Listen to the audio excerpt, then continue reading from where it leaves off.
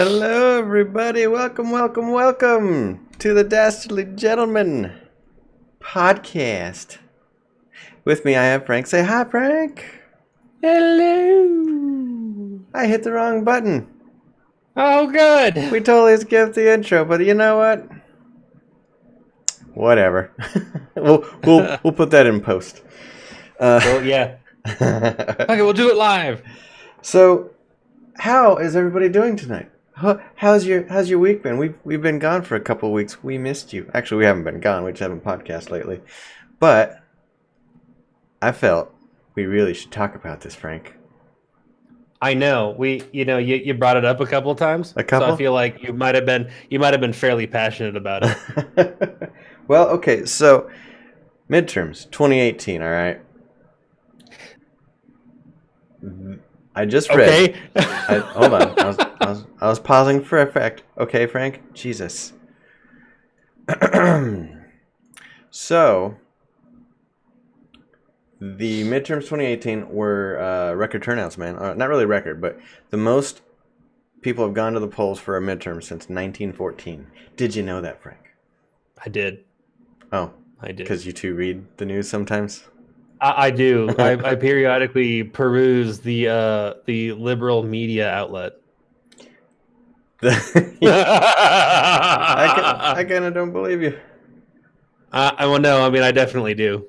I mean, I definitely read, and it's definitely CNN. So take the truth with a grain of salt. Well, I mean, you got to cross-reference, dude. You can't just watch CNN. I do. I do. I Google if I'm really like if I'm like, I don't really believe that. Like I tend to Google. Yeah, I'm the same way. I got you. If something is just like way out there, Right. you got to check. You got to double check because nobody gives a shit anymore about integrity when it comes to freaking reporting the news. You know what I was reading about today. This is slightly off topic, but also on topic because we're talking about CNN being shitty. Yeah. Did you know that they? So you know that they're suing Trump Yes. for Yeah. Jim Acosta. Did you know that Fox News is also joining in the lawsuit in order to help CNN? Good. Wow, that's Yep. amazing. That's fantastic. Because they said even though we don't agree with their politics and their message that they put out, the idea of a free press needs to remain. Absolutely. And it shouldn't be incumbent on a president or the president's press secretary to determine whether somebody is able to be in the White House or not. Absolutely. Because I'm like, you know what? Bravo. Yeah. There is hope. There's hope. That actually might be the best thing that's probably come out of this presidency. Yeah. You united the two networks together. I mean, we couldn't bring peace to Israel, but goddamn, if we didn't get CNN and Fox to actually hate an individual person. Well, let's just put it this way. Okay. The only way you can get kicked out of a freaking, out of the press secretary's room is if you're straight up like belligerent or drunk or causing, a scene. He considered them causing a scene was he asked him a bunch of questions, or he got asked a bunch of questions that he didn't like. Yeah, I don't like those questions. How dare you ask me that? Get How dare you talk to me in that tone of voice? Tone of face. Never show your voice here again. Show your voice? Show your face. I will easily fight you. Easily. And win. I will easily have Sean Spicer come back out here and fight you with the podium. I mean, if he's the press secretary at the time, I mean, who knows? No, we'll rehire him to come out here and fight you. He'll put on that scary mascot outfit that's been floating around and come out here and fight you to make it extra humiliating for everyone, including me. Okay, yeah, this is totally off topic, but that's okay. We're gonna go with it. How many press secretaries has Trump had? Gosh. He had Sean Spicer. Fake news. Fake news. Thank you. Gosh, he had Sean Spicer. He's got Sarah Huckabee, and didn't he have one more before that? He had one that was there for about 3 days. They call him. Yeah, I don't remember who that They call was. him the Mooch, Scaramucci, I think his name was. Oh yeah, Scaramucci. That's the one that he actually fired because he was just he's a bad dude. Yeah, He's a bad he's he's a bad hombre. hombre. Yeah, dude. Um, that's somebody really trying hard to control the narrative. I mean, of course, every president and every White House administration ever has always tried to control said narrative, but they usually did it a little bit more like subtle. You know who is my favorite president for controlling the narrative? Tell me. Andrew Jackson, by far. Because hey, Waxer, thanks for joining us. I loved it because he'd be like, come and be like, Mr. President, we do not have the resources to continue to produce cotton in the South. You, sir, how dare you? Out back, we will duel with guns. I mean, and he would kill him in the back of the White House. He would just kill him. I'm like, it's not that he denied it. It's not that he was for it. It's not that he was against it. He just doesn't like you. Yeah, and so he killed. So he was straight up. He killed you. I mean, like, he just. It was great. Waxer, what's up? I'm glad you had the day off. How was your orientation's on Friday, so let me know how it goes. Yeah, he got a job in a movie theater. It's awesome.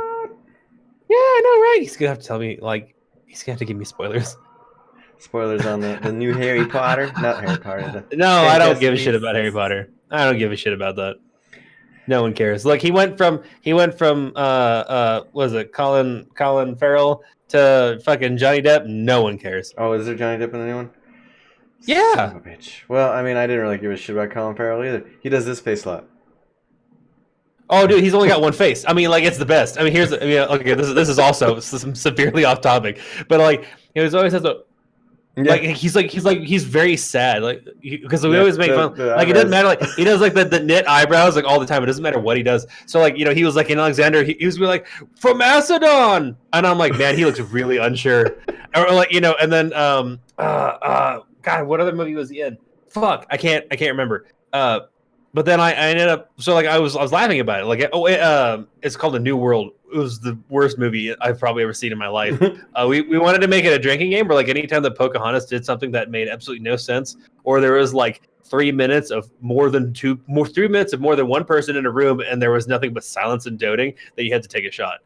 Because there was so much of like that movie where like he'd look at Pocahontas and they'd look at each other and be like, for like straight up 10 minutes. I mean, like, I'm like, what the fuck is even happening? And then at one point in the movie, like, Pocahontas is in a tree in a full Victorian gown, and I'm like, what? Why? What's happening? I'm like, what's happening right now? What the fuck is this movie? So we decided that before the first, because it's really long, like before the first half of the movie is over, you'd probably die from alcohol poisoning. Or you'd lose the bottle, or you puke, or pass out, or whatever. I mean, like, you'd probably just die. Let's just go with die. To be fair, that means you won the game. Right. So then I said, so in that movie, he did the, like, nonstop. Fun fact. So like, I ended up watching the Colin Farrell porn. Not even joking. The whole time he was like, "Does that feel good, baby?" Like, he was really not, like, he needs you to tell him. Yeah. He needs you to give him that reassurance. He needs that comfort zone. Be like, Colin, it's just fine. Okay, it's all right. That's fine. You're not the best, but you'll get the job done. Give it like another hour, maybe 2. It was the word I hate. Every time I see him, I'm like, it's so bad. I think I hate it worse. So bad. I hate that face worse than the fucking, what's his name, Matthew McConaughey face. I like that face better than the Colin Farrell face. Dude, you know what? I mean, like, I saw Johnny Depp was going to be in this new one, and like, I actually rolled my eyes so hard, I'm pretty sure I saw the past. It's like, because he comes in, like, he's got the one eye, and like, and he's got the, I just got over like a long-term relationship breakup hair, yeah. And I'm like, that's Johnny Depp. I mean, like, and the worst part is that like he's trying to act, which he can't do anymore. He just give it up. Yeah, stop. Phone it in. But like, instead, he's doing like the one thing. He's all, and I'm like, these are moves he's done in Pirates of the Caribbean. Get the fuck out of here. I mean, like, you're playing fucking Captain Jack with a wand and a fake eye, and I get the fuck off the stage. You're done. Put a muzzle on him. I don't care anymore. They're like, he got fired from Pirates, and I'm like, good. Fuck him. Good, fuck him. I mean, because the only one who ended up being a good pirate in the whole goddamn series was the guy who played Barbossa, Jeffrey Rush, and he doesn't even act anymore. So I mean, you don't even have Barbossa. You're not gonna have anyone. Fuck it. Start over. Done. He was fantastic, man. He was great. So, anyways, politics. Midterms, yeah, because we were talking about stuff that was actually cool. What are you doing? We are tangenting. That's my life. That's the name of the game, baby. All right. The issues, the reasons. Many states flipped this midterm, and what was it? The Senate ended up flipping as well because of the seats. So the House. Was it the House? The House. The Senate remains Republican. Okay. Sorry, I got them backwards. So the House. That's okay. Is now Democratic controlled. The Senate is Republican controlled. So you got 2 out of the 3 branches instead of all 3 still being controlled by Republicans. But now they're going to have some pushback. Yeah. Yeah, it's no, because literally nothing matters. Really? I mean, none of this matters. What are we doing? I think because right now it's like okay, man, boom, we got the Senate, or boom, we got the House. We can really we can really kind of stone block some of these Republicans. It's 90% of what they wanted to have done, they did. Like what? So I mean, the majority of their agenda is already done. Well, I mean, goddamn, the appointment of everyone that Trump has decided to have appointed has already been done. Well, so he fired half of them already. Well, yeah, but I mean, he immediately replaced them already. So I mean, and it's gonna take House oversight. Goddamn, 1,000 years. He will no longer be president, and they will no longer be employed by the time they get around to actually removing them, because that's how slow they work. So I mean, yeah. I mean, unless they railroad some of these dudes without literally any provocation whatsoever. I guess Matt Whitaker is already on his way out, though, given that Trump went in and was I don't even know who that is. He was in your office yesterday. we have you on Fox News shaking hands with him. Who? Pretty sure he literally has a big fucking grid of names that just say R next to them, and he just throws a fucking dart. Let's hire that guy. This guy's out of here. I think the thing I love so much about a Trump presidency is it's loose confederation with reality. Explain. Because Trump's yeah, I know Matt Whitaker. He's a good guy. He's highly recommended. And next, not even the next day, but within 15 minutes, Matt Whitaker walked onto a bus and shot a bunch of people up. Well, I mean, it was a possibility. He was a terrible guy. I don't know that guy. I mean, Matt Whitaker, I've never even heard that name before in my life. Who even is Matt Whitaker? I mean, is he even American? I bet he's Middle Eastern. I mean, he's and just the shit that comes out of the man's mouth is just, I mean, it's pure magic. Sure. To the point where you're almost wow. Did you go to Hogwarts? Because unemployment rate's at 45%. I mean, you're what? If I didn't know better, I would be oh my god! I mean, it only took unemployment to get to 12% for them to institute the battle royale games and the manga battle royale. So I mean, we're at the point of total economic anarchy. Kill everyone. I mean, just burn it all down. I mean, it's just, Walmart, what mart? Gone. I love. Sometimes when he talks, I'm like, this is just so savagely silly. Well, but then at the same time, I also have to remember that he is also our president, and I would be oh. He is our president, and I promise you guys, this isn't just gonna be an hour long of Trump bashing, but no. It's people eat that shit up. You saw the thing, the John Oliver thing today, where, yeah, man, he's gonna drain the swamp, and he's gonna get rid of all the corruption, and the interviewer is but he employed nothing but millionaires. Who exactly do you think the swamp is? It's the corrupt politicians. But what about the people that benefited from those corrupt politicians? Those are now, employed by Trump. oh well, it's not wrong to make money, you know. Like what? This is the thing. Like, okay, I've said it before. We've said it before. We've talked about it before, and we'll say it again. This is one of those buyer's remorse, but in denial kind of thing. Like, oh shit, it's like buying the Sega Saturn or the Atari Jaguar. All right, and you spend like $350 on this fucking thing. All right, and then you get it home and you play a couple games. And you realize they're just really shitty ports from better systems.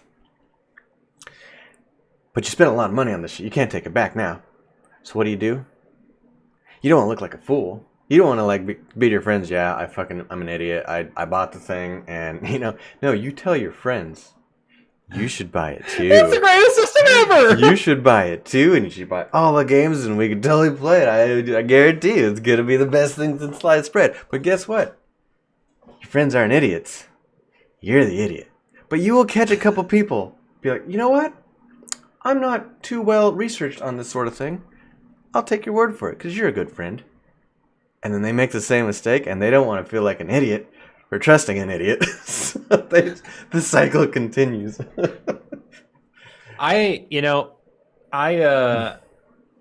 If the Battle Royale Act was on the ballot, I would have definitely done that. So exactly what you guys do with me every time you talk me into playing a new game. Well, yeah, that's not much. True.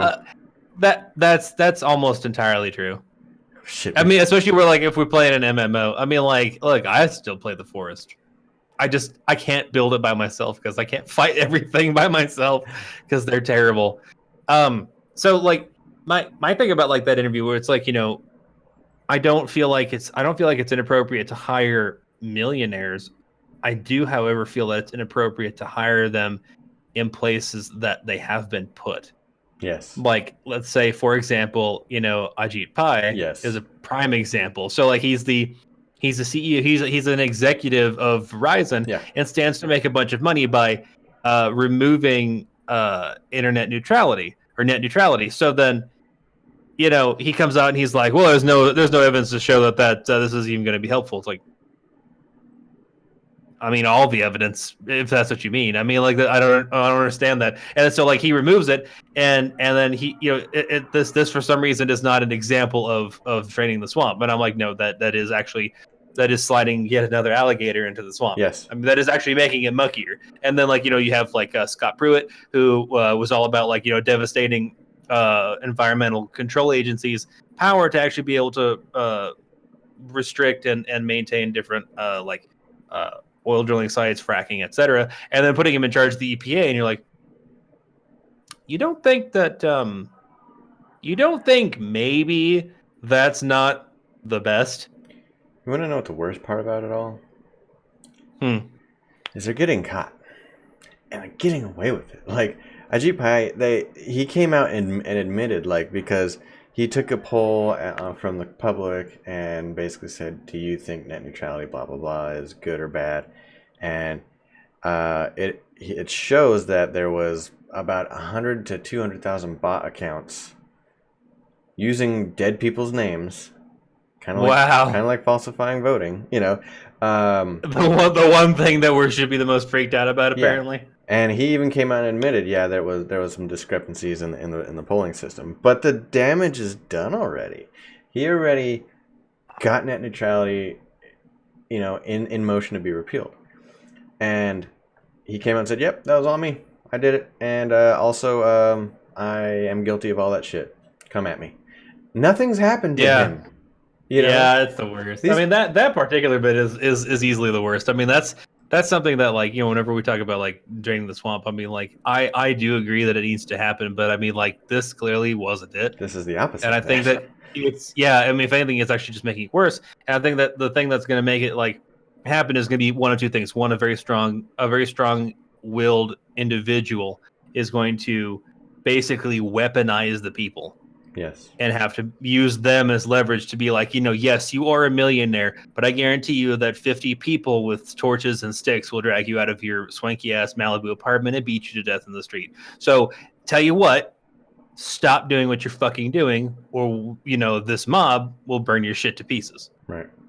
We're not saying you can't have money. We're not saying that you can't work for it, but we are saying that all this illegal shit that you're doing to make additional money and you avoiding paying taxes, that's going to end. Or we have, the overturn. Yeah. We're like the Senate, the House Senate, regardless of affiliation, regardless of intentions, are being dragged out in the street and being slammed up against the wall and being rifled down. And then we have a whole new shitty government put in place, and it'll be just glorious because nobody fucking reads anymore, and so nobody knows what the hell they're talking about. Nobody knows what to do. So then it'll be wonderful. No one will know what's doing, but we're all going to do it really fast, and we're all going to die in the process. It'll be wonderful. I mean, we are overpopulated, so. I mean, there are solutions, but that shouldn't generally be one of them. So let's talk a little bit about the why and the how.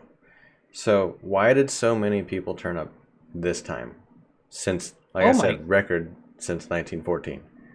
Because politics has become so incredibly mainstream with Trump's election and how absolutely in-flagrante he is about everything.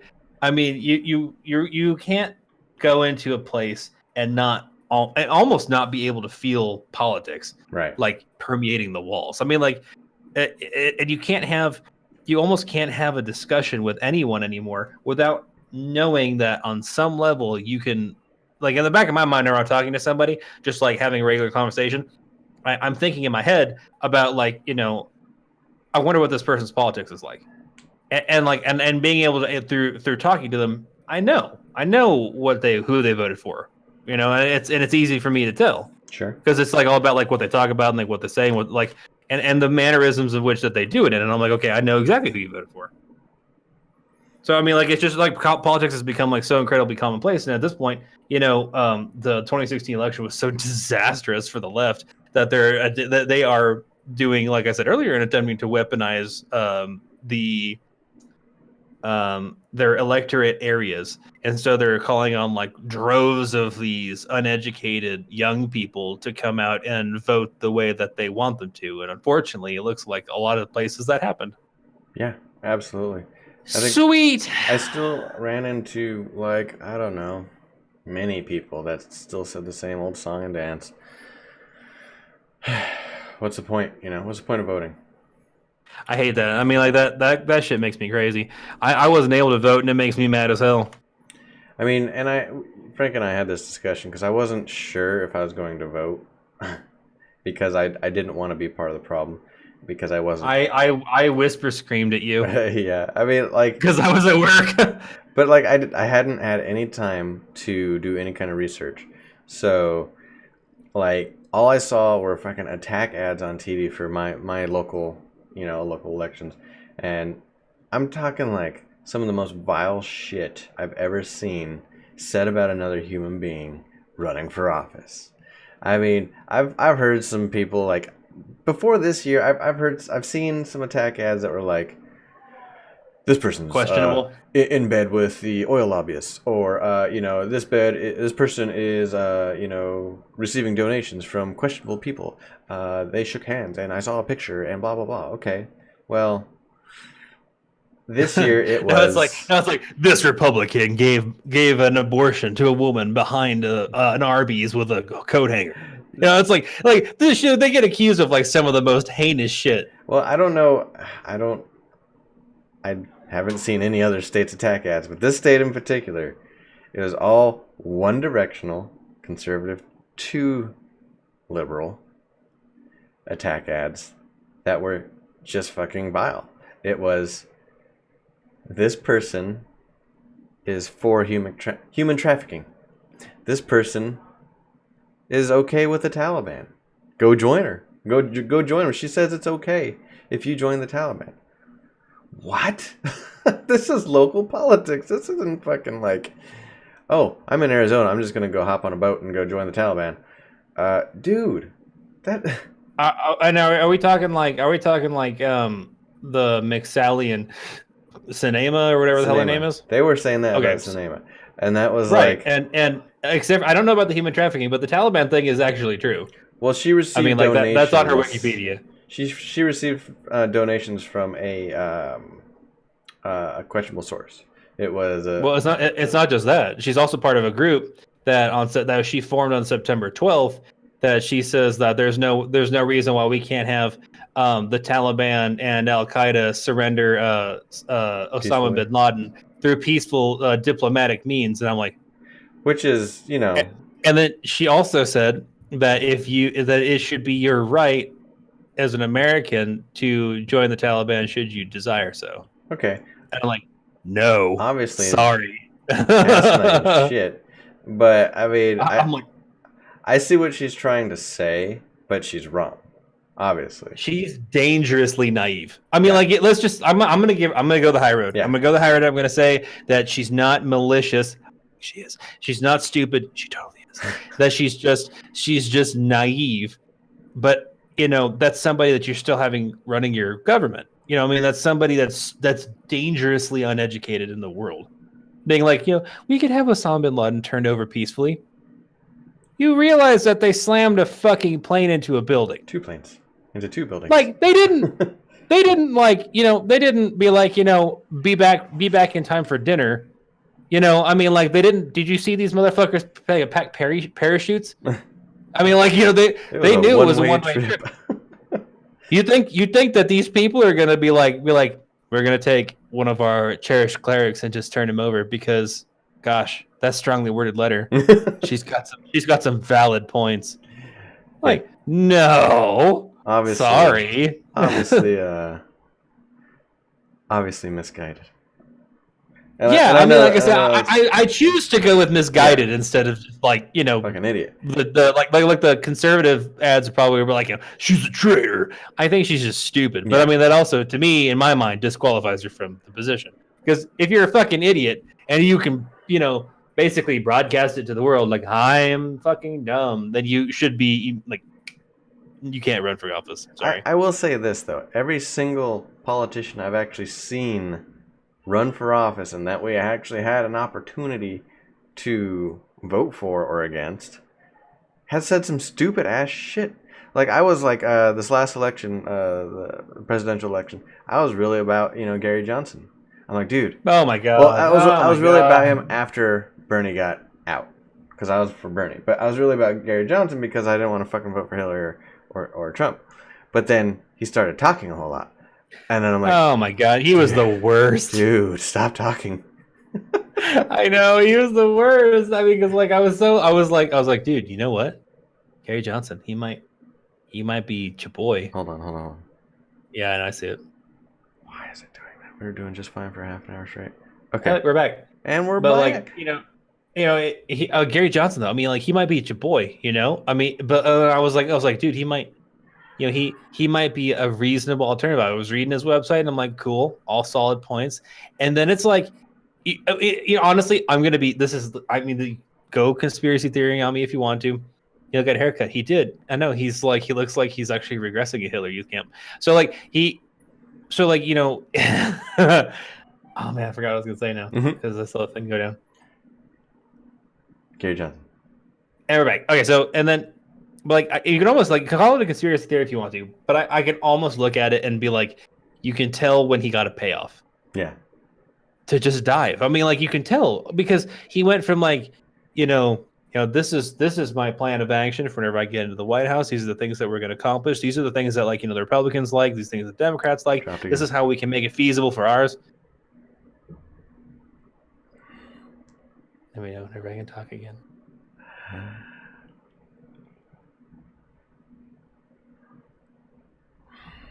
We're gonna do this all night. Is this what's happening? Okay, go ahead.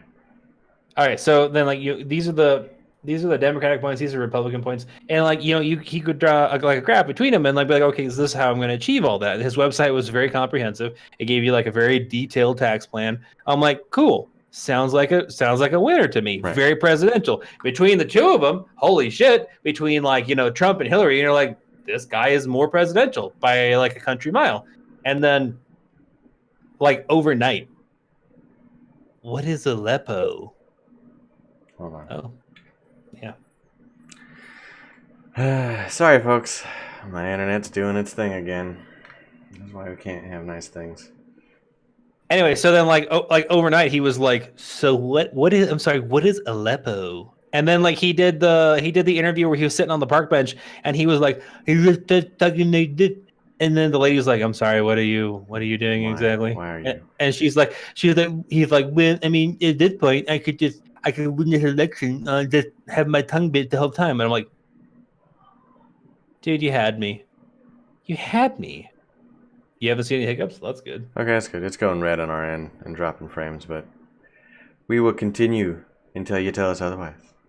Yeah. But I mean, like he just like, you know, so I'm like in my head, I'm like, he just got like a huge payoff from somebody. Yeah, because they're like, we're afraid that you're gonna take too many votes away from Hillary, so just act like a complete fucking loon, and then here's $100 million. Yeah. You ever think that maybe that's why these third parties run sometimes?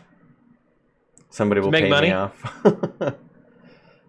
At this point, yeah, probably. I mean, it's almost always probably going to be the DNC because the DNC has proven to be do amazingly shady shit, like kill interns. Go against their own fucking charter. Yeah.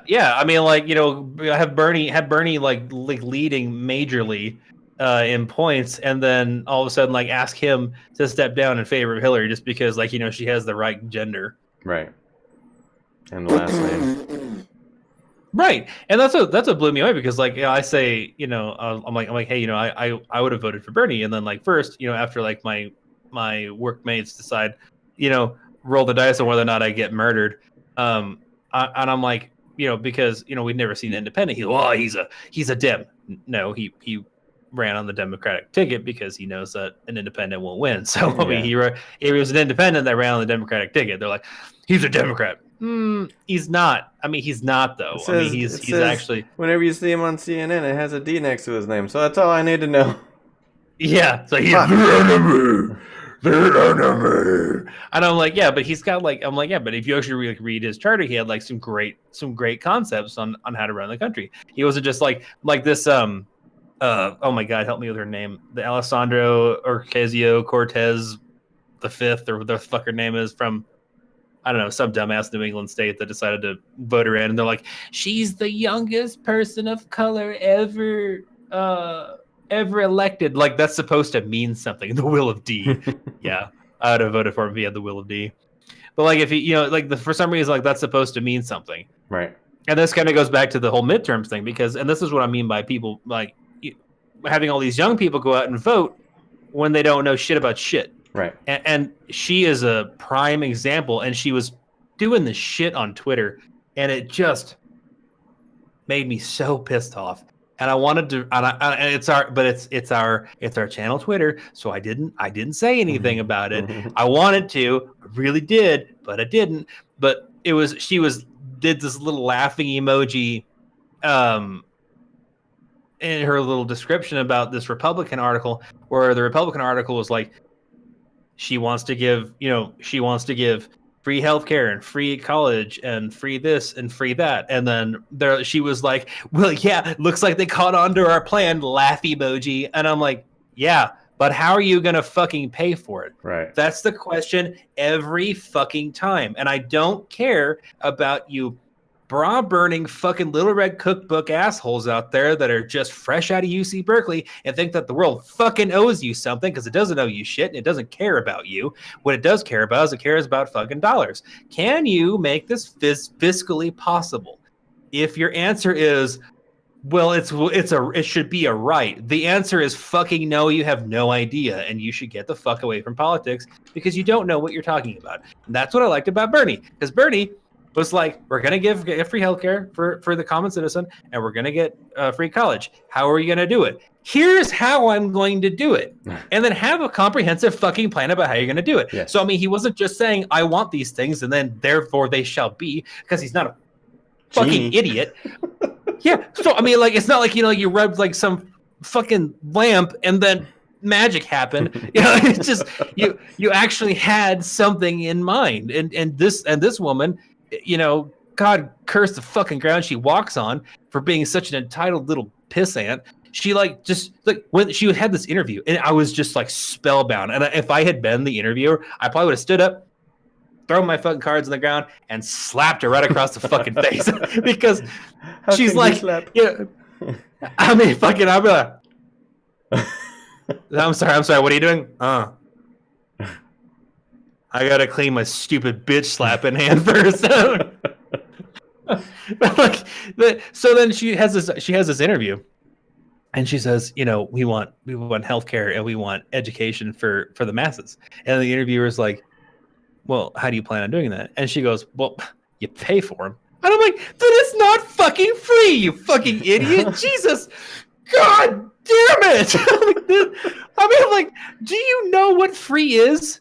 I mean, like, really though. I mean, like, were we at a point that, like, you know, free is like such like an entitled conception that you just assume that the world owes you to such an extent that, like, you know, well, I should just get that. No, you shouldn't get anything. In fact, you barely have the right to fucking keep walking. You barely have the right to keep breathing. That is given to people that are decided not to kill you today. And that is as far as your right goes, because you do not have a right. Like George Carlin said, you don't have right. You have rights. You have a set of privileges that can be revoked at any time by someone who's fucking bigger than you. Yeah. And meaner than you. So, you know, you aren't entitled to shit. What people decide to give you is what you get. Period. So, I mean, this idea of like, you know, well, you just pay for it. Well, who pays for it? I pay for it? Go fuck yourself. Right. You know, I mean, like, that's not how that works. That's why I didn't like fucking Obamacare. So it's like I have to pay $1,000 a fucking month so this asshat sitting next to me can get better health care than me. Go fuck yourself. Because that's exactly how it's explained to me by the people who fucking run the insurance policy. I don't want to fucking do that. That's stupid. And so if you're going to have free healthcare, fine. Have free healthcare. Cool. How do you plan on paying for it? Well, you just pay for it. Fuck you. That's a non-answer, and you shouldn't be in office now. No. That's the kind of answer. That's the kind of answer that should immediately be like, you know, like the rest of like the house is like, whoa, no. Bring it in. We got to huddle because I mean, like, this bitch is crazy. We got to get her out of here because she's going to ruin the process. She's going to ruin the process. Period. Because I mean, at this point, Dems know they've got this. They have this quasi-communist socialist stigma. They know that, and then you have people like, or I can't remember the fucking name. Some Latin name. Yeah. I'm never gonna remember. Yeah, and she who comes out and says shit like that. And then you go, well, isn't that communism? I'm pretty sure that's communism. And then someone goes, well, no, that's not communism. That's socialism. And you're like, one thing. Isn't that still bad? I mean, like, isn't that still bad though? And then everyone goes, I mean, and no, so I mean, like, without an immediate refute, you're like, well, then that is bad. I mean, like, you know, if you can't tell me immediately, no, it's good, and then why, it must be bad. I mean, there is nothing. And so, I mean, like, I read this article, and then I see across the board, we're voting for Sinema, we're voting for Oscario or whatever, we're voting for the lady in Atlanta who is the exact same as the lady from the New England states, the Oscario lady. I mean, they have practically the same fucking ticket. Yes. I mean, they want everything to be free. They have no idea how to pay for it. I mean, that's a non-answer. Right. That's such a non-answer. I mean, like, can you imagine? Okay, let's just say, like, you know, you walk into an Air Force base. Boom! I walk into an Air Force base. All right, I'm a general. In fact, I'm a fucking air commander. I will run this shit. I'm going to stop not only this war, I'm going to stop all of them. Well, how are you going to do it? Shh. Let's not worry about it. Let's not sweat the small things. Frank, just shut up and give me everything I want when I want it. That's how America should work. Yeah, apparently, you know, and it frustrates me. It frustrates me on Twitter when I have seen people ask, but how are you going to pay for it? Or have any kind of dissent on some of these, let's go with minority representatives that have been elected to positions where they are like, able to tout this line of socialism to communism, or at least this neo-Marxist progressive movement, and then have them be like, well, but I mean, like, how are you gonna pay for it while we're still able and still be able to, keep quality in not only what you're trying to sell, but also, making it fair for everyone, and have them being shouted down for the color of their skin, which would be me. I mean, like, and I'm like, they had a valid question, and then like to have like the representatives come at them like they're race baiting for asking like a genuine question blows my mind. That blows me away. You can't, like, I can't ask you how you think that you're going to be able to achieve this, and your de facto disregard for my question is because of the color of my skin. You know what's funny is that the way you're talking about it right now, the way you're describing it, you know what it reminds me of? King Robert Baratheon. He would want to put on a tournament, and he'd be like, well, how are we gonna pay for it? We get the Lannisters to loan us the money. That's okay, sure. Now the Lannisters own you. Yeah, I mean, keep digging the hole. I mean, like, because there will be a point where, like, you will have, well, how are we going to pay for it? Well, we know we need all this money to do that. Okay, well, who can give you a loan? George Soros, Warren Buffett. China. China wouldn't probably be able to, but I mean, like, major GDP oil conglomerates from the OPEC could give you loans. So then pretty soon you're shilling out whole sections of our civic structure to foreign powers. What could possibly go wrong? I mean, like, other than like, the total degradation of our culture as we know it in every possible way, just like now. So I mean, hey, I guess keep on. I mean, like, who needs a constitution? Just burn it down. I mean, oh my god, it makes me so mad. I look at the fucking midterm elections, and I see this wave of blue, and that doesn't upset me by itself until I start reading about the people who won, and then I become vexed. Sure. Let's go with vexed. I mean, because like I saw Sinema win, and I was like, oh, Arizona. And then you see the population centers that were responsible, and they're the ones that have major colleges. So this is the ones that have like these colleges that have the leftist professors that are in there that are able to like majorly push this neo-Marxist ideology. And it just makes me kind of want to go, oh, doesn't anyone review anymore? I mean, doing it like look, I know you've got tenure, but you're telling all your students that they should, run around with the Communist Manifesto. I have fundamental issues with that. We need to talk about your stay. Here's what it all boils down to, and this is where the how came from. The why was pretty much in reaction to the 2016 election and how that big fucking debacle that was, and also it's on the talk. Everybody's tongue basically is everybody's talking about it, so people are getting because you can't not. I mean, like at this point, the 2016 election feels like it never ended. Like it's been 2 fucking years, and I still feel like it's going. Like I feel like we are like you remember that feeling like 2 or 3 days like after like he was elected. It's like that 2 or 3 days just went on forever, and like we're still living it. Yes. Like it blows me away. I've always had like like I've voted. God damn it, my guy didn't win. Or God damn it, yeah, my guy won. And then like, have that like, that post-election afterglow, and then everything else, like you kind of fall into like regular business as normal in America. We haven't had that. No, because it's been a fucking circus from day one. Yeah, I mean there are literally so many lines in the sand that we're trying to transmute a person now. Yes, absolutely. But here's the why. And this is why. This is because of the surge of blue. Because of all the states flipping, I'm pretty sure the reason why for that is it's in response to 2016. 2016, the message was easy. The message was clear. It was the guy in office is not doing his job right, and he's very ineffective. And you've got a guy here that's spoon feeding you little phrases such as drain the swamp, build the wall, name half a dozen others. He's trying to oversimplify it. He was making it very, very simple by not getting into the nomenclature and the wordiness. He just made it simple. And people ate that shit up. No matter even if he was fucking completely wrong or a big hypocrite about it. It was, I'm going to drain the swamp, but I'm going to hire a bunch of millionaires. Don't worry about what I'm doing back here. Just worry about what I just told you. I'm draining the swamp.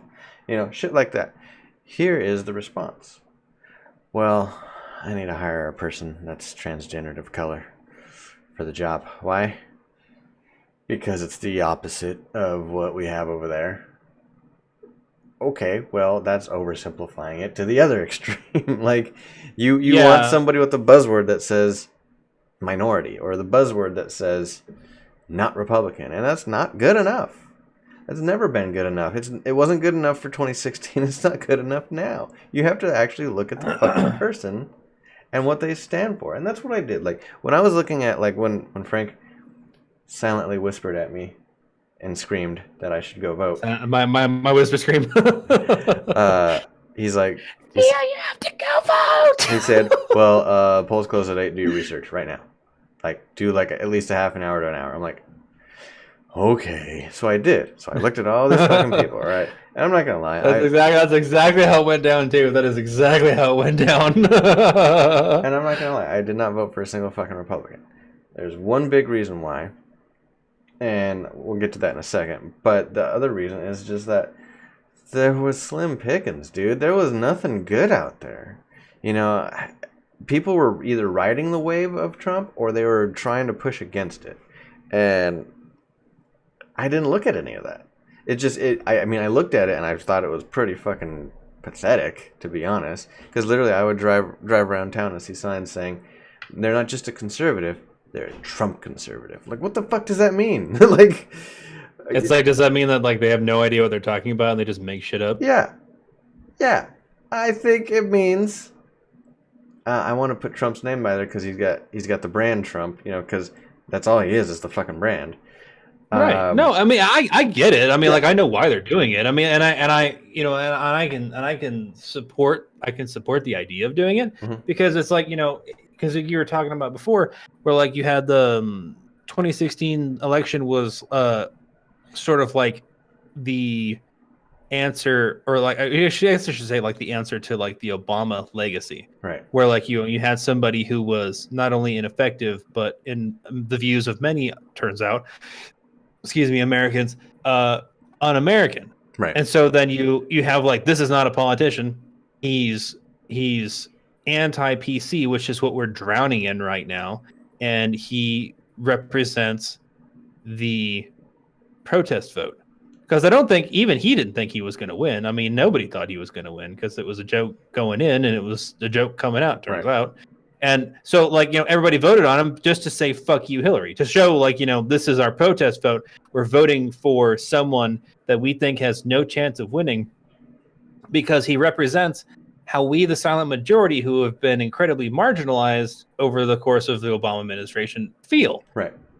Goddamn if it didn't win, and then just like for the shock to probably everyone, it shocked the shit out of me. I mean, like I was like, oh, I mean, like I kind of had a feeling that like there was a possibility of him winning because I didn't realize after like talking to people like in the immediate area that I was in that the level of antipathy that was there for PC culture was so strong, right, that I was like, I was not because I don't, in a lot of ways, this was like before we really started doing the channel.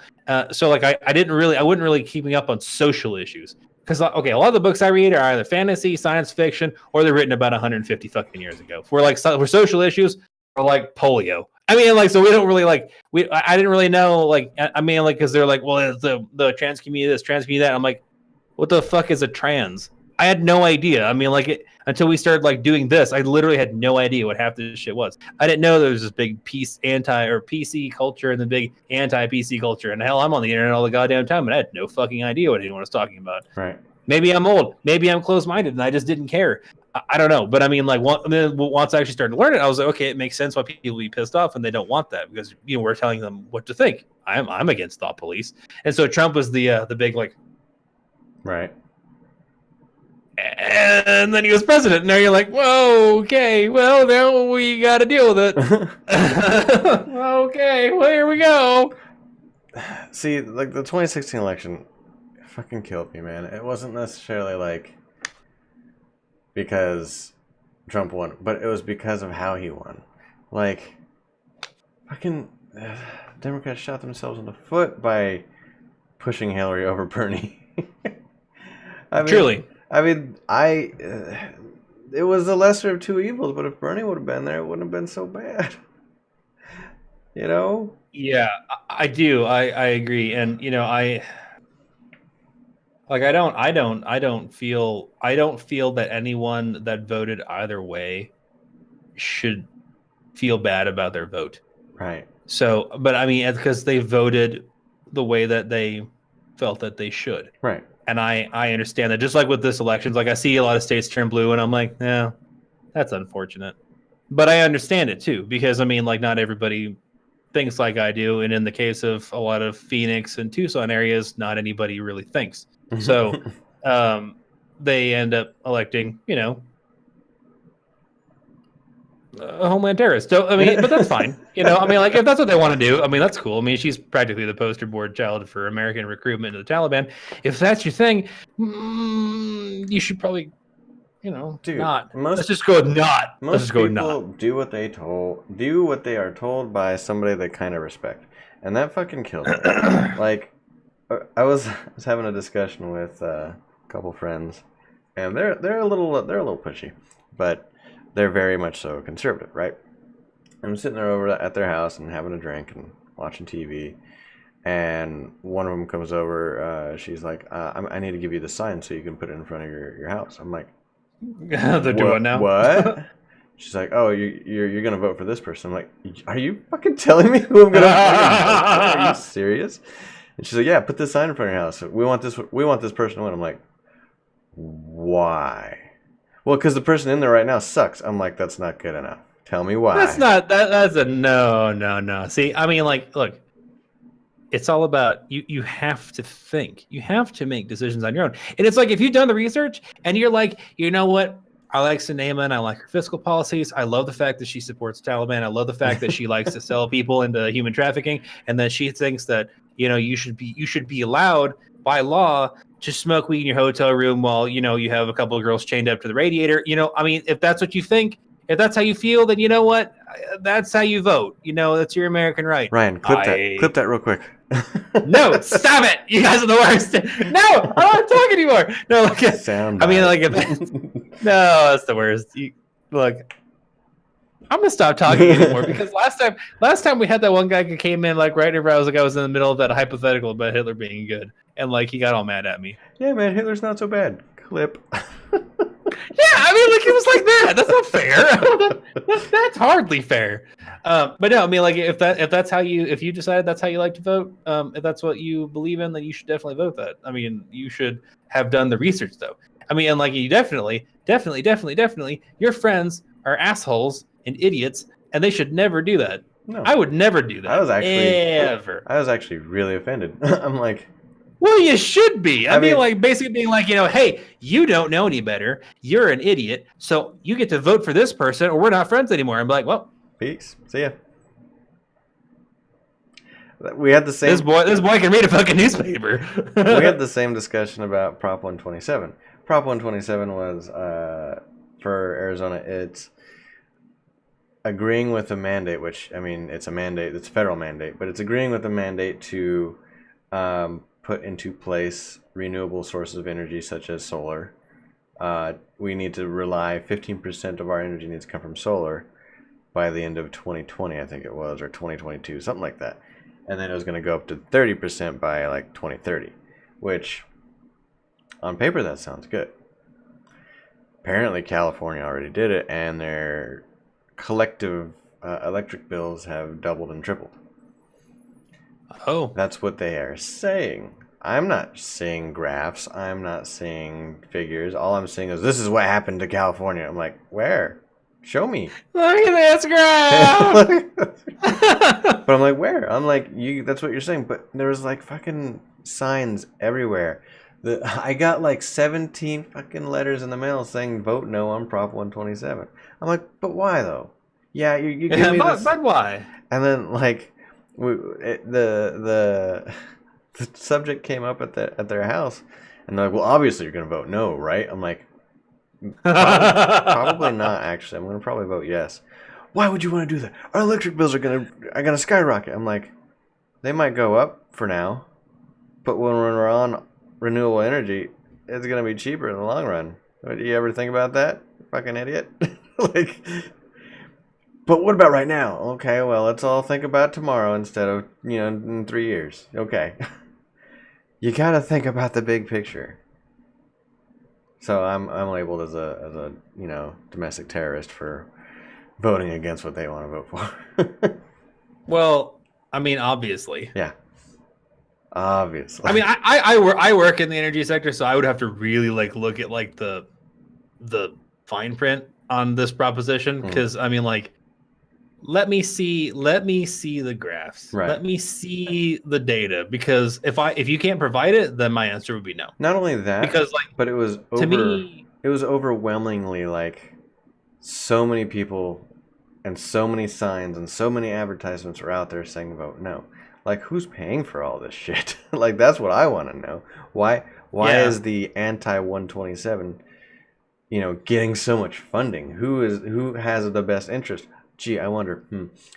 Maybe the energy people, that are making so much fucking money off the way it currently is. You ever think about that? I'm just like, like I would have to see like the documentation on it because it's like to our industry standards right now, oil and gas supersedes everything by like it's not even close. Right. I mean, because just the amount of energy that we can produce with oil and gas is just it's tremendous. It's tremendous by comparison. Sure. So then, like, you have like all the solar and all the wind combined doesn't even amount to, I think it was like 1.5%, 2%. Really? Of provided power. So I mean, like, while I don't think that, I mean, like, it's funny because even people that I talk to that are in oil and gas, they're like, well, it'd be pretty cool if we could have green energy, but we don't have an alternative right now. We don't have an alternative that's strong enough. Because then if you're like, well, let's go with solar and let's go with wind. Like, okay, well then like literally apparently 99 or 98.5% of the country was shut down. Yeah. Done. I mean, just turn it off, everyone. Like you see all the people dying in the hospitals. It's just, so I'm like, I want there to be an alternative, but I mean, I need to see the data that this is going to improve things. Right. Not just make me spend more money. Because if you're just gonna make me spend more money, then my answer would be no. I mean, but I'm not gonna be like, you're gonna vote no on this, right? It's gonna make all those trips down to the glory hole a lot more awkward if you vote yes. I don't think I can blow a terrorist. And now it's weird. But I might try.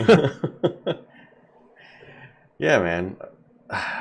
So yeah, that's basically that's the why. Everybody over fucking simplified everything, and nobody reads behind the scenes. Nobody looks beyond what is in their fucking face, and because of that, you don't look. Where's the money coming from?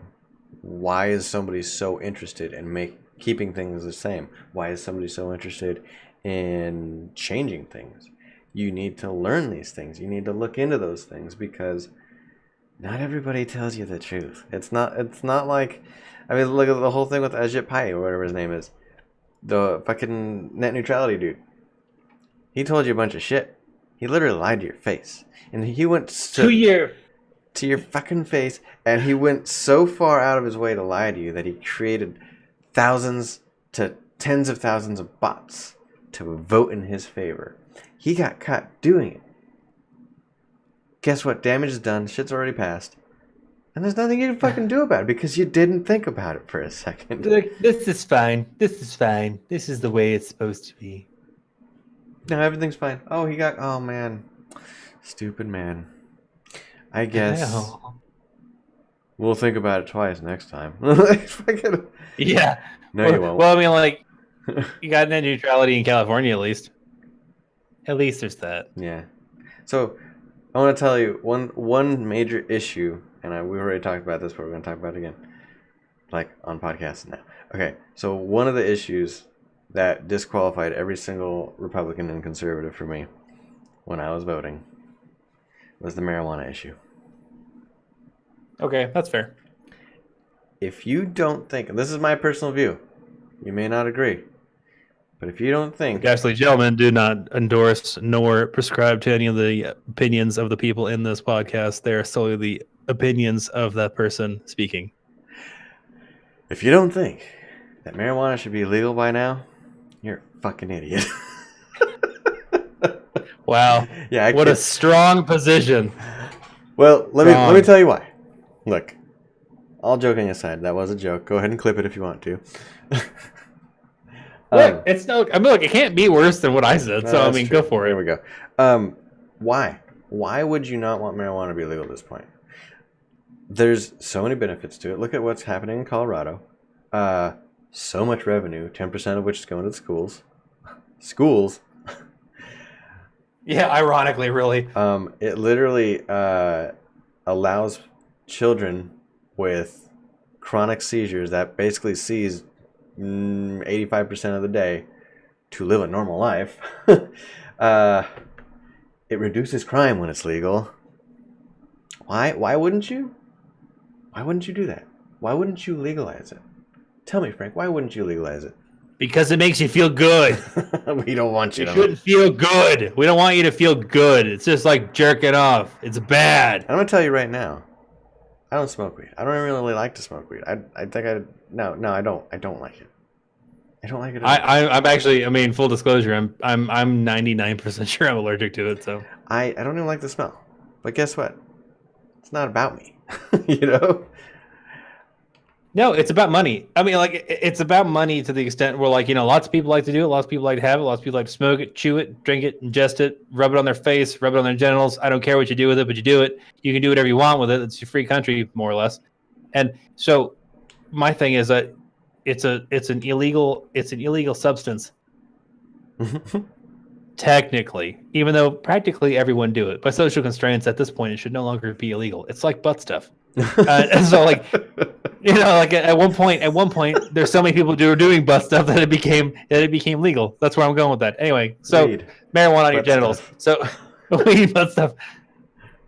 That'll be like when I run for Senate. That'll be on my campaign slogan. It'll be on your yard, weed and butt stuff. They're like this.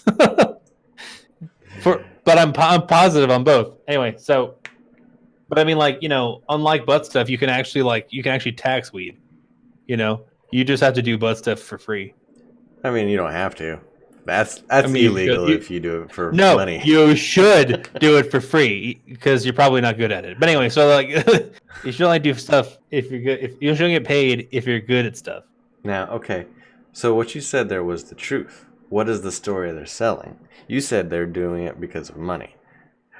Yeah, absolutely. Well, I mean, like, no, I mean, like, but what's... No, I'm saying, like, one of the reasons why would you want it? Like, well, because we should have money. I mean, like, absolutely, you should tax the shit out of it. Of course. I mean, you should tax it. You should tax it like hell. I mean, like, controlled substance, and you tax it like alcohol and beer. You know, because I mean, and like you could make it an untotal amount of revenue on it. Of course.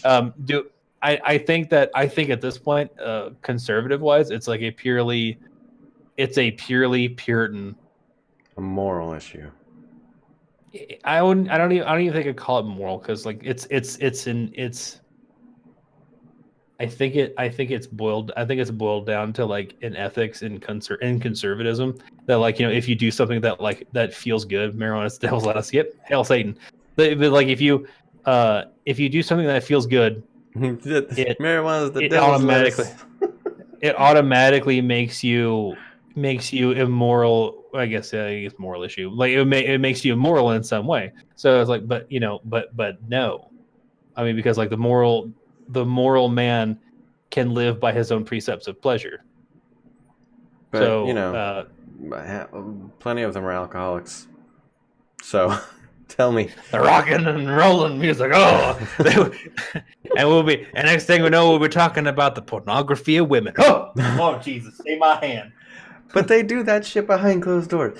And they're like, all the conservatives are like, Henry, shut that door. Let's talk about how much money we made. Oh shit, they think we don't like this stuff. Oh, pass that shit around. That's so good. They do that shit behind closed doors. A lot of them are alcoholics. Why is alcohol okay, but weed's not? I think it's probably because alcohol is okay, that weed is not. But say it again. Because alcohol is okay, and it's presently legal. Yes. Right. Marijuana. Most people who, to my understanding, most people who would smoke marijuana probably wouldn't drink. You don't think? I don't know. I don't smoke weed, but like most people that I know that have smoked weed will smoke weed before they drink beer. Oh, sure. They have that preference, but if beer's available, they'll still drink beer. Okay. So I mean, like that was just me trying to think outside the box. I mean, as far as like, why would they not want it? Well, maybe because like they're getting paid by, Coors or, Wild Turkey or whatever. And then so like, okay, well, liquor's only available and it's legal. But, if you make weed legal, it's a competitor to both of those. It's kind of like bread and butter, though, for some people, though. I mean, for a lot of people that are like, oh, I'd rather smoke weed than drink alcohol. They say that for one because they really want weed to be legalized, and they're trying to make a point. And the second thing is, yeah, they probably have that preference, but they will easily do both at the same time. Ryan says that alcohol is a multi-billion-dollar industry that lobbies against the legalization of marijuana in order to maintain their profits. Same with tobacco. See, that's what I said. Yeah, it's you're right. It's money. But when they campaign I totally agree. Money is not talked about. It's all of course it's not fucking talked about, you idiot. I mean, like, what? Who would do that? Who would be like, look, y'all, I want to legalize marijuana, but it's going to cut into my hookers and blow industry. So, I mean, like, I just think we can't have that. I mean, like, I got a deal set up with the senator of Arizona to where we're going to pass girls back and forth. And I can't be letting this whole devil's lettuce thing getting in the way of our human trafficking. So, I mean, like, why don't you just, get your Taliban ways somewhere else? Okay. You hurt my feelings. Good. I don't want to talk to you no more. Good. Go back with all your little liberal friends in your fucking safe space. Why'd you go to UC Berkeley and fucking crying all the other vagina tears? But no, I mean, seriously, like, that's the reason. And that's where you have to look. Where's the money coming from? Why do people... Why does something make absolutely no sense, but everybody seems to be on board with it? Like, keeping marijuana illegal. Why is the message that they're giving me? Well, it's not in God's plan. It's not the right thing to do. It's morally wrong. Who's paying you to say that? Like, they're like, anytime that it's like, I've had it happen a couple times. But anytime someone said like, like it's not in God's plan, I'm always like, quoi? You want to explain that exactly? How did God figure into any of this? This is such a small fucking subject. It's like, look, I'm not saying that like God isn't pervasive in all things, acts, and whatever, but I mean, I'm not saying that he isn't all-seeing and omniscient, but I am saying that I'm pretty sure God probably has better things to do than worry about what we do on Saturday night. I mean, like, I mean, he's probably a lot more concerned that you're finger blasting that goat. Wow, why does it always have to be like, Frank? I'm saying that the Almighty's probably got his shit better together than you do. So, I mean, not by much, but I mean, definitely better than you. I mean, definitely you. So yeah, that alone was enough for me to be like, you're fucking stupid. You're being paid off. I don't want to talk to you. I don't want to even consider you anymore to be in office because clearly you were being manipulated by money. And well, I think also it's because like, because Trump's anti like all that shit. Yeah. So like, I think it's sort of like two parts conservative byline and then two parts them just trying to placate to Trump. Right. Because like, like if they're like, like I'm a conservative and I think that it would be great if we legalize marijuana, and then like, Trump, like, who is like doing his damnedest to just absolutely obliterate the Republican Party, like flies down to Arizona and is like, what do you mean you don't like weed? Yeah, I mean, I think, especially like, because I look at some of these other people, where like almost everything else that they talk about is classical liberal in nature, and I'm like, I can get behind all this stuff, and then like they pick like a couple of things that are very very reticent of the present White House to be in favor of like building the wall and then legalizing weed, and I'm like, I feel like these are specifically put in here for one person. I can't say for sure, but I'm pretty sure, because I'm like, I think that you wanted to kind of like branch out and like answer like a lot of these like in a way that you actually meant, but then these particular questions, which are really hot button topics in severely conservative Arizona, you were like, I'm gonna go with, I guess, like the approved response. Hey, Storybook, thanks for the lurk, dude. Appreciate you. I appreciate you more. I appreciate you more than Neil does, at least.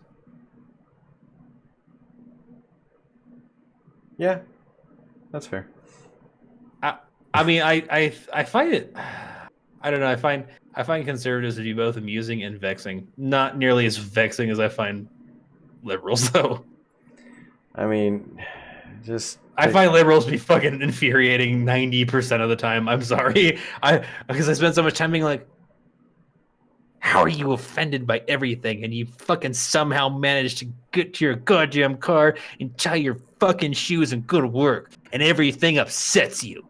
Oh God! I mean, To be real though, pick your poison, man. I mean, it don't matter.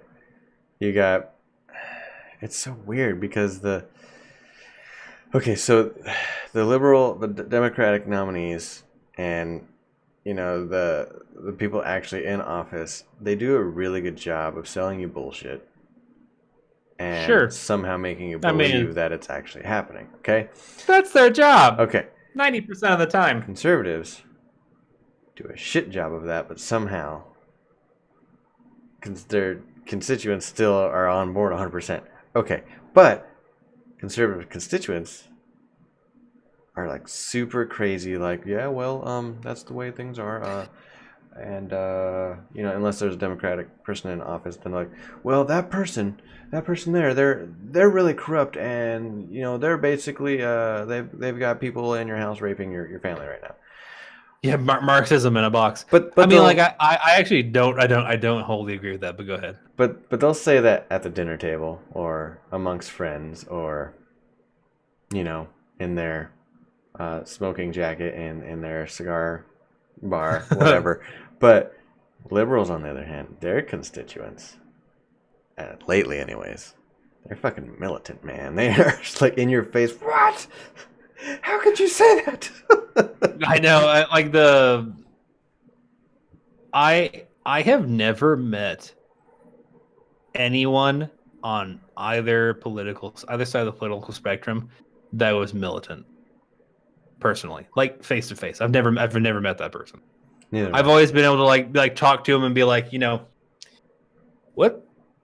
where's your head at exactly? I mean, explain. I mean, not in like a mean way, but I mean, like, open forum. Tell me, what do you mean when you get so offended by the world? Go on. Yeah.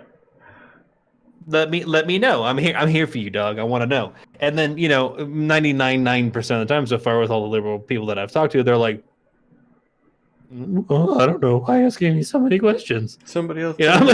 Somebody told me to be this way. well, that's what they said. That's what they said on YouTube. And I'm like, oh God. Yeah, it's basically, and it's pretty cliche to say, but it's basically the Crips and the Bloods, dude. You're joining a gang. Just. Yeah, I mean, like, and then here I am in the middle. Did you ever watch the Yul Brynner movie, The Warrior? No. First, shame on you. Second, watch it. Third, that's me. Okay. Because like the warrior. Oh, it's so good. Oh my god, it's so good. So like you okay? Look, this is a slight tangent. So like you introduced like they're getting chased. Okay, like it's all post-apocalyptic and shit. And then they're getting murdered by like this like crazed gang, and these guys are like they're like regular people, but they're being chased by basically raiders from Fallout. And then they run up to a guy who's standing on top of a car and who has been there forever, and he's just looking up at the sky. And that's Yul Brynner. He's just, I mean, he's skin straight up, and then he's just wearing black slacks. And then they run up, and they're getting murdered by the raiders, and he jumps down and kills fucking everyone, like all the raiders. And then he's like, "Why are you fighting?" And then they have to try to like explain it, and he's like, "But why? That doesn't seem right." And he vacillates back and forth. Like he kills some raiders, and then he kind of like goes over to the regular people and is like, "You are weak." And I'm like, "Oh, I love this. I mean, it was so good." That's basically me, because like I wander back and forth between camps, being like, "You're stupid, huh? Like you ate chip, get them some of them paint chips and just just get them all over your brain." That's a good quote, OG. If someone tells me that I've hurt their feelings, I say, "I'm still waiting to hear what your point is." By Christopher Hitchens. Yeah, that's really good. It's as far as offending somebody, I mean, it's not your right to be offended. It's your right to walk away. It's your right to, fire back with some substance. But sitting there and saying I'm offended, okay. And then that's like my thing. Like I'm offended. Like, okay, cool. Good job. High five. I'm glad you're offended. Now maybe you could think at all. I mean, really. I mean, I'll settle with just thinking in general. But generally speaking, the people who get offended over I talk are people who don't spend a lot of time thinking.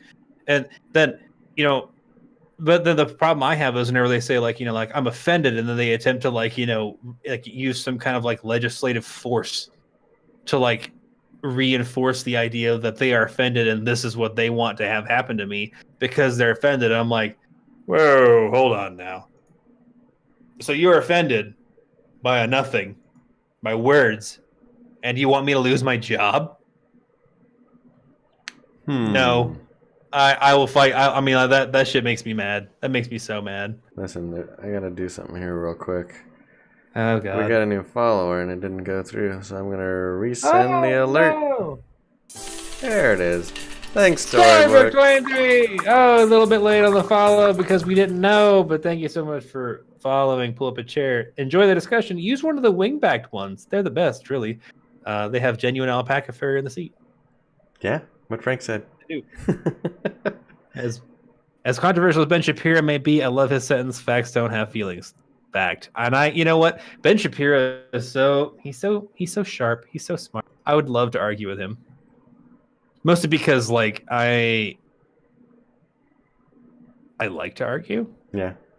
That is true. And I like to debate. And I think Ben Shapiro would be fun because I'd like to see him get really pissed off.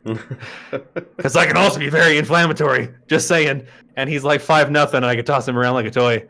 He gets upset, and I'm just like pick him up and just whee, and then I'll put him back down on his podium. But like on the podium, like sit him butt down on the podium. Oh, be perfect. No, I actually like. I love most of the shit that Ben Shapiro talks about. I think because he's very conservative. He's one of those He's conservative, but he's very conservative, but conservative with fact, and I appreciate that. And I mean, like he tends to be not malignant, but pretty hardcore conservative. Yeah. Well, that sounds strong. I mean, hardcore conservative is like, thus do I walk forward into the world of liberal media with my rifle in one hand and my Bible in the other. That's not what I mean. I mean, that's really fucking hardcore conservative. Are you referring to maybe classical conservative? He's more like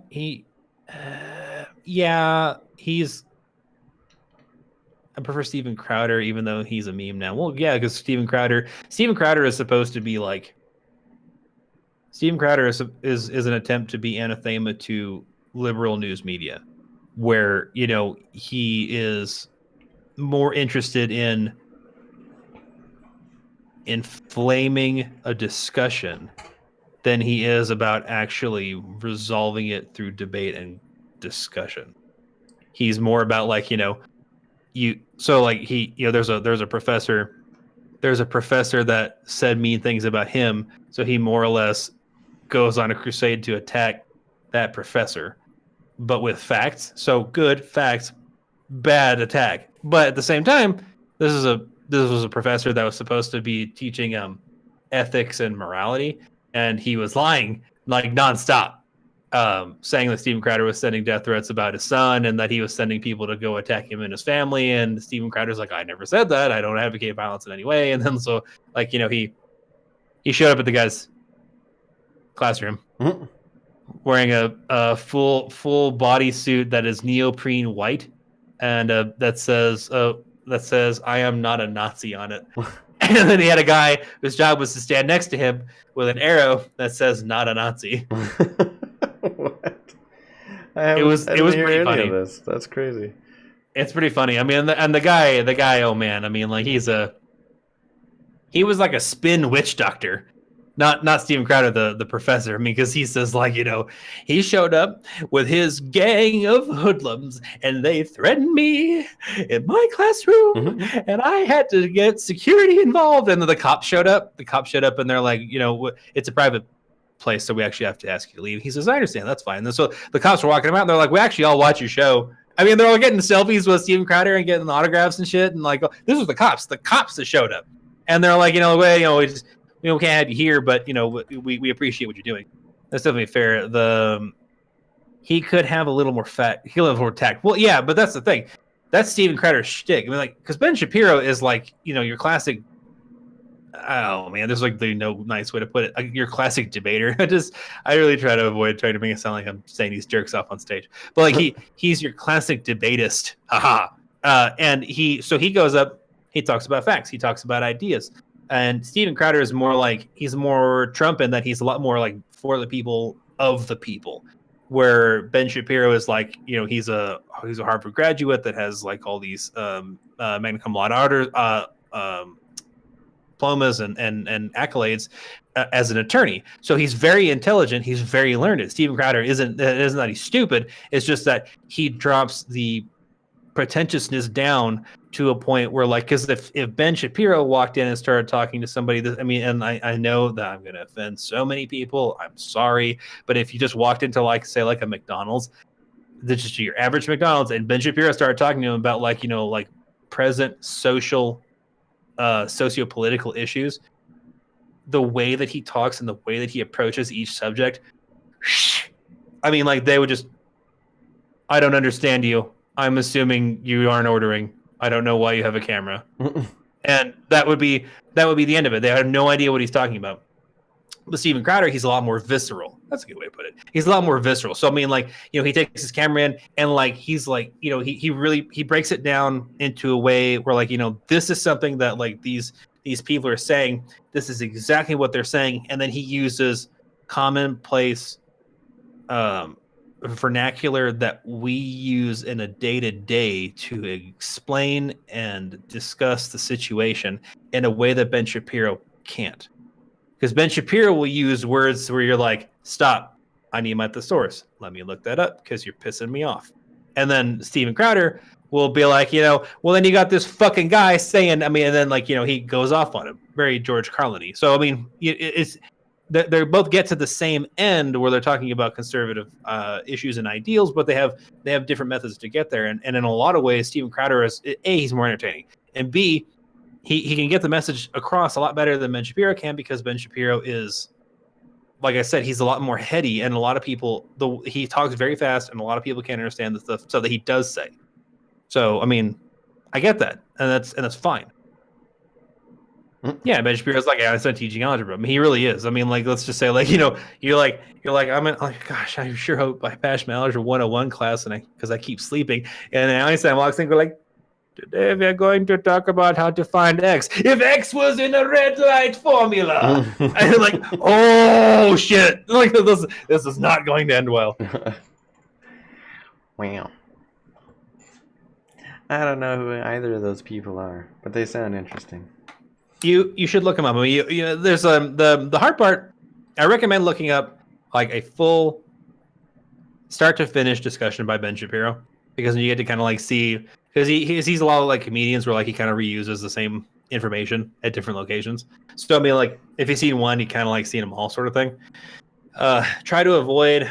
I mean, like the thing that's hard is that he's got like a lot of really good poignant issues where he takes Q&A. He takes Q&A from people.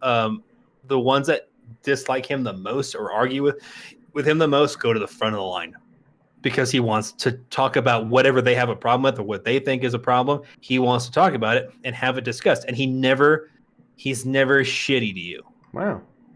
Because like, so when you come up, I mean, like if you come in and you're like a, aggressive and attacky, mm-hmm. I mean, he'll probably be like, what? Like that's not what I said, or like whatever. I mean, like he'll be sort of combative, but I mean, he never just like says you're an idiot, get out of here. I mean, he never does that. He actually like takes his time to talk to each individual person that disagrees with him. The problem is that because he's conservative, not even necessarily pro-Trump, because he disagrees with the president on a lot of things, but because he's conservative, he gets shut out of a lot of events. So like you have Antifa showed up and have crashed like 3 or 4 of his events because they say that he's a white supremacist, and he's like, I'm Jewish. He wears a yarmulke. Oh, I mean, like I heard about like that he one. is Orthodox Jewish. I mean, like so. I mean, he is stark Jewish. I mean, like you can't. I mean, it's like you're a white supremacist. Can't be white supremacist. You see this thing on my head? Do you see my little hat? Furthest thing from actually. Yeah. Do you have any good left people to listen to? I have been trouble finding them. I don't really listen to a particular political spectrum. I listen to people that are, what would you call it? That have good, valid talking points. The problem with a lot of people that are on the left is that they don't have anyone that does have good talking points. I would say your best bet. Oh, this is so hard because like I'm gonna say this, and there's so many people. I can feel like the collective weight of the conservative world come crashing down around me, but it's okay because I don't care. Good left leaning people to listen talk. Bernie Sanders, one. He has like a lot of very good poignant discussion pieces. He's not like, I mean, obviously these people aren't going to be like Ben Shapiro or Steven Crowder. And if you have the opportunity to listen to Jordan Peterson, I think he's also a great one to listen to. Other left-leaning people, Elizabeth Warren is good. Master debaters, Master debaters, yep. Elizabeth Warren is good to listen to. I try to hear both sides because I don't really follow 100% either. No, copy that. I mean, like, and you shouldn't. No person truly does. And even if you talk to a person that's on the left or you talk to a person that's on the right, you will 99.99% of the time find out that they share very similar feelings that you do. And all you have to do is really just voice them. Right. You know, because like I have a friend who she is 100% Trumpette. I mean, like, you know, like this president is the best president ever. He's going to right all wrongs, and he actually is not even human. He ascended from a lake carrying a gleaming sword, wearing nothing but golden armor, and then he took the White House by storm. That is fact. There's no fiction in that statement. And I said, I kind of would have voted for Bernie if I had the opportunity to vote. I would have voted for Bernie, and you know. But then I was like, I think it's because we could have had free healthcare, we could have had free education. And she's like, but who's going to pay for it? And I'm like, Wall Street, by 0.5% tax on each Wall Street transaction. And she's all, oh, that makes sense. I said, we are the only country in the world that doesn't have a tax on Wall Street. And she says, well, that seems stupid. And I'm like, your choice for elected president decided that it was fucking perfect the way it was. So, I mean, like, he vetoed everything about doing a tax to the fucking Wall Street. So, I mean, and she was like, well, that seems stupid. So clearly, there's always something about every political side that everyone can get to. I mean, there's no one that's 100%. I mean, if they are, they're usually crazy or not really worth listening to. But Elizabeth Warren, as far as like leftist discussions, Elizabeth Warren is very good. Bernie Sanders is extremely good to listen to because he has like a lot of very good points. I mean, I guess realistically, John Oliver is very left. He's a comedian, yeah. He's for entertainment, yeah. But I mean, like, even if like you just listen to like his regular stuff on YouTube, he's good to listen to. Like I said, he's very left. You take a lot. I take a lot of his stuff with a really grain of salt because I mean he tends to kind of go off the rails in his liberalism. Jon Stewart is also very good to listen to if you can get him not doing anything comedic and just listening to him talk. That's the thing. Yeah. Dave Ship, you know. Jon Stewart and Dave Chappelle, they do a fantastic job when they're not making jokes. But even when they are making jokes, I mean, they make people listen to it. They make people Sure. like laugh at it and be like, that's not right. But let's laugh about it instead of cry. But you know, you also have Bill Maher. He gets a little nutty. Well, because he's a sensationalist. I mean, that's why like I didn't say like Milo Yiannopoulos would be a good one to listen Right. to for being conservative because Milo Yiannopoulos he is a provocateur and like Bill Maher is also a provocateur like by far. He is, but he isn't. But he will have. It depends on what he's doing, and what he believes in. Because if you're on a topic that he's like militant about, almost, he will like do the whole la la la la shit. But he typically. See, that makes me crazy. I hate that. Oh my god, I hate that. It makes me so mad. Because he controls the pacing of his show, he'll just run right over you, of course. But right. But he'll always have at least one Republican or one conservative on his show, and usually two liberals. So take it as you will. I mean, that's kind of ganging up on the one conservative, but they always have that there for contrast. Obviously, it's a liberal show, but right.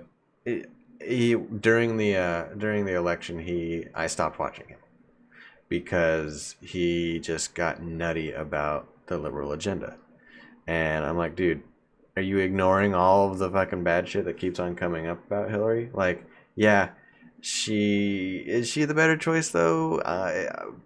Don't just sit there. And John Oliver did the same shit, and it pissed me off. Look, we're not stupid. The news is right there, black and white. She fucking steamrolled Bernie. It was in an email. Like, yeah. Don't pretend like that didn't happen. And that's what got me to stop watching all of them. But after the election had passed, I started watching them again. Not Bill Maher, because I don't have HBO. But it's expensive, and he's not really worth watching. I mean, you can watch like a lot of his highlights on YouTube, and there's very few to me. But I mean, like, I'm more conservative than you are. I mean, there's very few to me that were really worth watching because a lot of it was just like the hyper liberal byline being regurgitated day in and day out, and it became tiresome because it's like he couldn't finish a thought on a lot of the things that I watched without him bad mouthing Trump in some context, even whenever the context wasn't there. Right. Like, I don't care if you badmouth Trump. Don't get me wrong. I mean, like, the man's earned his ability to get his ass chewed to pieces. But I mean, that when we are sitting here and we're talking about, let's say we're talking about taxes, which is something that both conservative and Democrat, conservative and liberal, should be able to talk about with relative peace. Right. He would find some reason of which to bring Trump up. And I'm like, get the fuck over it. Yeah, he won. Oh my God, we're all still Americans. Jesus fucking Christ. Yeah, and that's I mean, like, God damn. The stuff that was just outright insufferable and made me not want to watch him anymore. But yeah, when you do see Jon Stewart pop up every now and then on YouTube or on TV in general, he usually has some really insightful shit on the left side. John Oliver usually does too, but he gets a little tunnel vision with the liberal agenda and tends to gloss over some details that might interest you about the downside to liberalism. So yeah, I mean, personally, I mean, like, it's a lot of the people that are more liberal that I find to be refreshing and worth taking note of are not alive and haven't been for probably about 160 years. Actually longer than that. like if you're really interested in like classical liberalism, obviously read John Locke. John Locke and I can't remember the other guy's name. They wrote a book together. But that gives you like all like classical insights into the well, I keep saying classical liberalism. God damn it! I hate using the same word like if I feel like I've used a word like 3 or 4 times like in like a very brief span, I get very annoyed. But like if you have the opportunity to read that, I'd say read that. If you want a really good example of a person who is liberal and is completely like out of their fucking dumpster fire, by all means listen to fucking Maxine Waters because she is absolutely fucking insane. Mhm. Woo boy, she's crazy. I mean, like, oh my god, I'm surprised that woman even still like isn't in jail yet. Yeah, there's a little bit of everything. Like, whenever you get up in front of a crowd of people and you say that we need to form an army of minorities to storm the White House and kill the president, how are you still in Congress again? oh, I didn't know that person was in Congress. I was gonna say Ann Coulter did basically the same shit, but she's not in office. No, see, yeah, that's the thing. She's actually in office. Oh, yeah, she's got to go. You can't say Yeah, that, I dude. mean, like, and it's funny because she's like, "We're in a fascist regime." I'm like, no. See, look, let's roll the curtain of time back, just gently, like a face mask. Let's go to 1941. Whenever someone says we need to storm the Reichstag and depose Hitler, where did Hans go? I mean, like, that's how you know you're living in a fucking fascist regime. Whenever you disagree with the government, all of a sudden all your friends start disappearing. Yes. Mum is officially the word of the day. Jeez. See, I mean, that's the thing. Like, I've had conversations with people who are like, man, and they said the same shit about Obama, but it's just like, man, I hope he drops dead, or I hope, Trump just gets assassinated. Like, I don't. I really don't. I don't. The power vacuum. Oh. Not only is the fucking ladder of command right now just awful, but yeah, oh my god. But I mean, he's the fucking president. I mean, as much as I despise the guy, he's still an attack on him would be an attack on the country, and it would be a telling sign that we aren't getting along and we aren't trusting the democratic process anymore. Not that I think the democratic process is infallible. I think it's failing in many areas right now and it needs to be altered severely.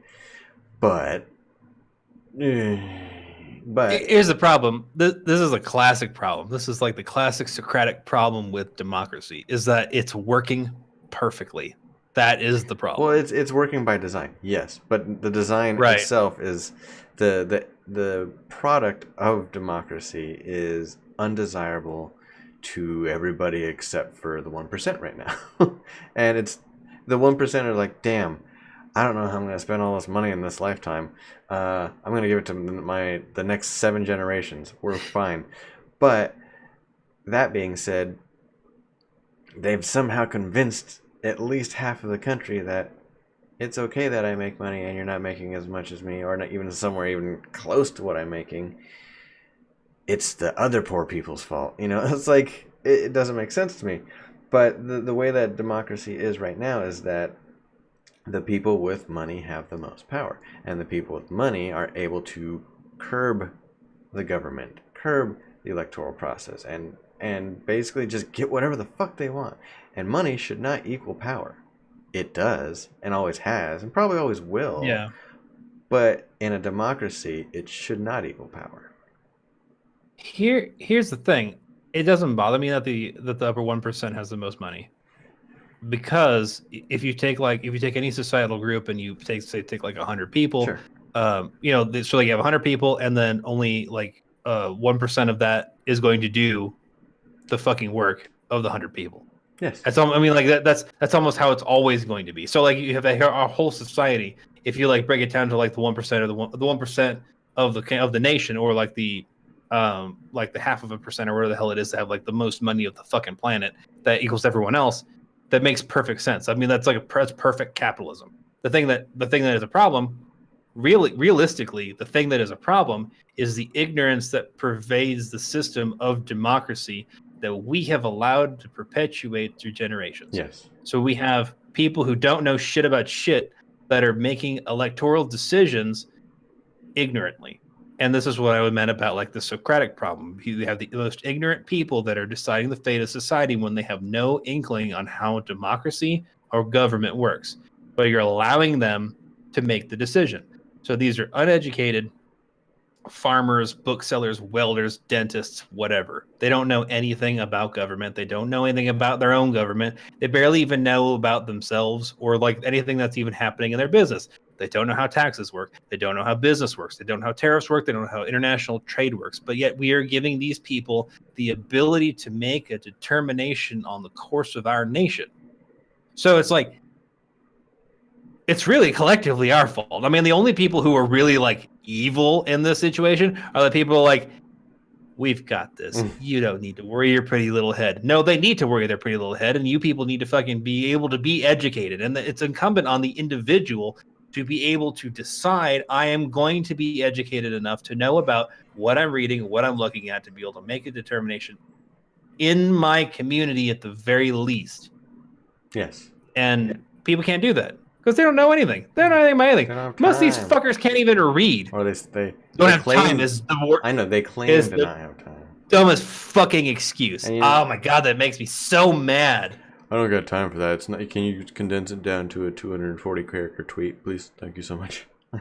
You know, and the people who are like, I don't have time for that, and like, but your stupid ass has enough time to fret about, you know, the goddamn Duchess of whatever the fuck is going to have a new baby. Oh, yeah. And you could tell me the name, and you can tell me when and what they wore, but you can't tell me a single fucking thing about who's on the ballot of your nation. You don't know what they stand for, but you're really willing to sit there and read commercials like that. You are officially the fucking problem. Yes, absolutely. The end.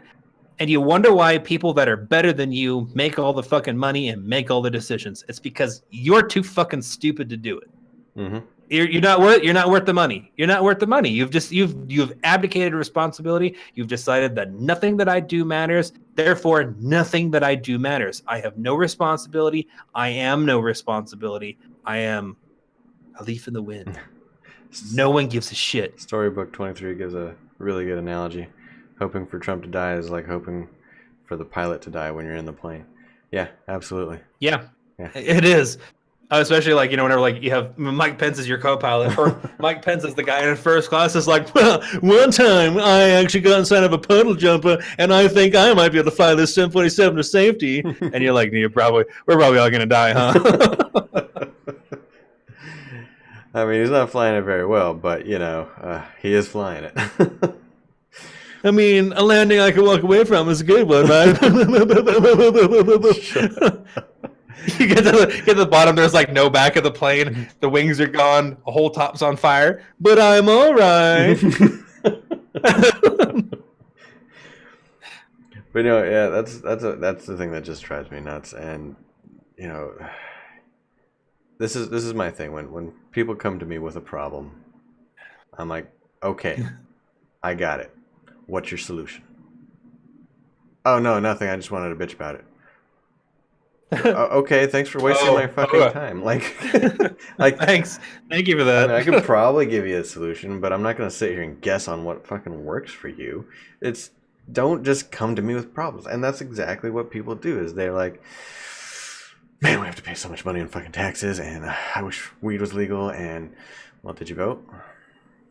No, I don't vote. I never vote. Well, why the fuck not? You're part of the problem. Usually, when people start doing that, like, and you can usually kind of tell whenever like someone's gonna be like, you know, they're just venting, whatever. I give them like a couple seconds, and then I start to realize that I'm like,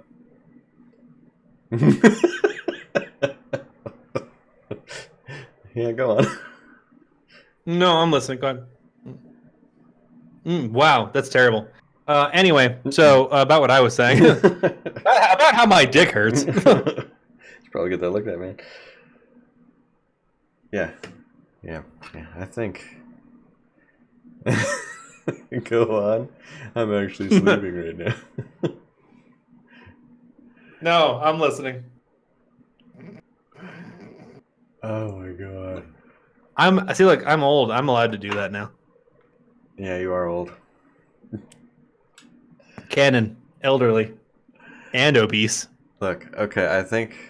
Do you have anything more you want to add about this political? We could literally talk about it all night, so I think we should just wrap it up. Before we do, It's been like a while. no, you know what? Let's just wrap it up. I was gonna talk about The Walking Dead, but No, because that's like a whole nother podcast. We'll be here forever. Forever. all right, so let's wrap it up. Though. Hold on. Talk for me for a second, Frank. I'm gonna cue something up here. Back in the 1947, when the Japanese attacked Pearl Harbor, that's not the time frame at all. That's what I went with because I don't know. I think it's because I was looking at a whole bunch of sevens on top of our following thing, and I picked 1947, even though that was totally wrong. I'm sorry for everyone who decided to whip out a history book and call me on it. Like it's not my fault. Look, The Walking Dead is garbage. It's not great right now. Wipe off them zombie tears because The Walking Dead is hot garbage. Anyway, thank you guys so much for dropping by. I really appreciate it. Thank you so much for the follow storybook. You're awesome. I hope you enjoyed the discussion we had. If you guys that haven't followed or liked or all the above yet, like what you heard or saw or both, please hit that follow button because we'd like to get you next time to come in and join this discussion, much like our buddy Storybook here did. We're also on Twitter, @DashlyMen. We're tweeting a whole lot lately, and we we stay up to date in the current affairs of the world, so we'd like to talk with us bad. I don't know if that's true. We also have a Discord channel down below in the description. If you want to join in the conversation there, we're always talking throughout the day. We have a YouTube where all of our stuff is archived. Frank likes to upload some stuff there sometimes, so we're on Instagram as well. We're also on Facebook, so hop on in there, take a look for us, and reach out. You gotta touch somebody. And on that Never note, like you. and on that note, we will let me make sure this shit is queued up. We will talk to you later. Boy. Have a good night. Look at this photograph. Every time though makes me laugh. Stop it.